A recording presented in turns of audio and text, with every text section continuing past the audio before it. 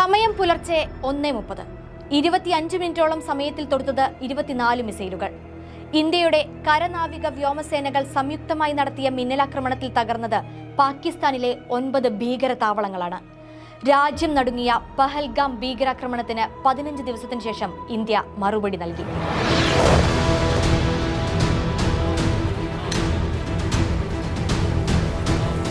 ആക്രമണത്തിന് സജ്ജം, ജയിക്കാനായി പരിശീലിക്കപ്പെട്ടവർ എന്ന കുറിപ്പോടെ ഇന്ത്യയുടെ ടാങ്കുകളും തോക്കുകളും മിസൈൽ വാഹിനികളും തീത്തുപ്പുന്ന വീഡിയോ പുലർച്ചെ 1:28 ഇന്ത്യൻ കരസേന എക്സിൽ പോസ്റ്റ് ഇട്ടിരുന്നു.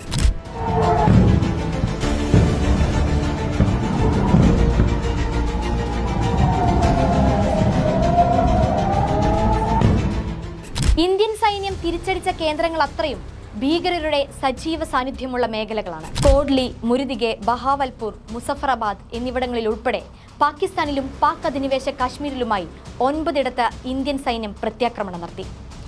ഇന്ത്യൻ സൈന്യം തകർത്ത മുരിദിഗെ താവളം ഭീകര സംഘടന ലഷ്കർ-ഇ-തായിബയുടെ ആസ്ഥാനമാണ്. ഭീകരൻ മൗലാന മസൂദ് അസറിന്റെ നേതൃത്വത്തിലുള്ള ജെയ്ഷെ മുഹമ്മദിന്റെ കേന്ദ്രമാണ് പാകിസ്ഥാനിലെ പഞ്ചാബ് പ്രവിശ്യയിലെ ബഹാവൽപൂർ. 2008 മുംബൈ ഭീകരാക്രമണത്തിന് അജ്മൽ കസബിനും ഡേവിഡ് ഹെഡ്ലിക്കും പരിശീലനം നൽകിയ കേന്ദ്രങ്ങളടക്കം തകർത്തുകൊണ്ടാണ് ഓപ്പറേഷൻ സിന്ദൂർ സൈന്യം നടപ്പിലാക്കിയിരിക്കുന്നത്.